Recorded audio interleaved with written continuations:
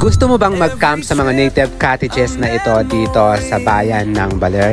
Aba, maganda ditong puntahan dahil ito ay matatagpuan lamang sa Northern Sabang dito sa Baler. Ang pangalan ng resort na ito ay ang tinatawag nila na Balitok. Ang Balitok ay derived from the Igorot word na meaning is treasure of gold. So para siyang tinitreasure nila ang lugar na ito as a gold dahil nga napakaganda ng lugar. So ngayon, ipapakita natin sa inyo kung bakit nga ba ito pinupuntahan dito sa Baler. Ang Balitok ay talagang madalas puntahan dito ng mga surfer at yung mga karamihan mga ibang lahi pa yung pumupunta dito na nag-i-stay sa Balitok. So ang gustong-gusto nila dito na vibe ay parang island vibe siya dahil makikita mo talagang yung mga cottage nila ay native houses siya. So para siyang mga kubo lang na mga ganda at mga pan room. So may dito sa Balitok, mayroon din sila dito na mga AC rooms na pwede nyong i-check. So itong area na to ay sa may beach front nila kung saan marami mga hammock dito. Karamihan dito ay nagpapahinga para tingnan yung sunrise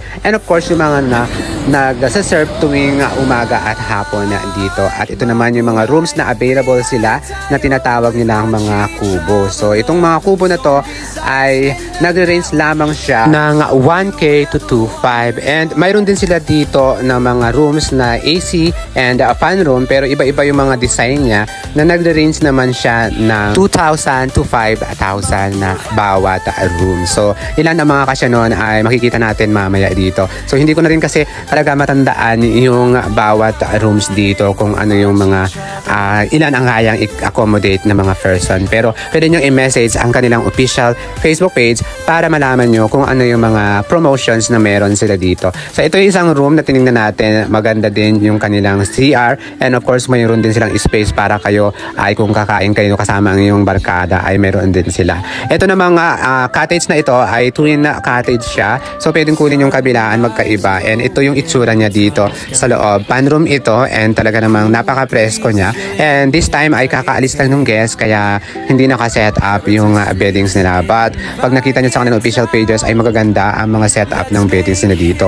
Kompleto din sila dito ng public toilet. Kumbaga meron din sila ditong shower area and of course ito din yung isang rooms na meron sila na cottage and magaganda ang mga disenyo ng kanilang mga kubo dito. Talaga namang napaka-instagrammable. So mayroon din ditong part na mayroon silang swimming pool. Ito yung mga AC room nila, yung mga air conditioned room nila. So inakyat natin ang mga rooms na meron sila dito at kaalis nga lang din ng guest nila during this time na nag-visit tayo. So napakaganda ng vibe at makikita mo talaga na ang dami rin sa kanila dito ng puno na iisipin mo talaga na para kang nasa isla. So ito naman titingnan naman natin yung area kung saan maraming mga containers na kung saan ay dinisenyo nila para maging accommodation. So ang galing, 'di ba? So itong mga to ay air conditioned rooms na pwede nyo i-rent sa kanila. So iyan ang makikita nyo. Nag-o-offer din sila dito ng surfing lesson. So kasi madalas ako nakakita dito ng mga surfer and mayroon din sila dito ng parang cafe shop na pwede nyo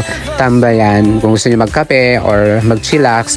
Andito lang yan sa tapat ng kanilang beach front. So pwede nyo rin ma-enjoy ang kanilang swimming pool dito kapag nagpapahinga kayo after nyo mag-surfing. So yun lang guys, maraming salamat for joining me today. Follow at Balitok and of course the RJ Traveler para maikot natin ang buong Pilipinas. Bye!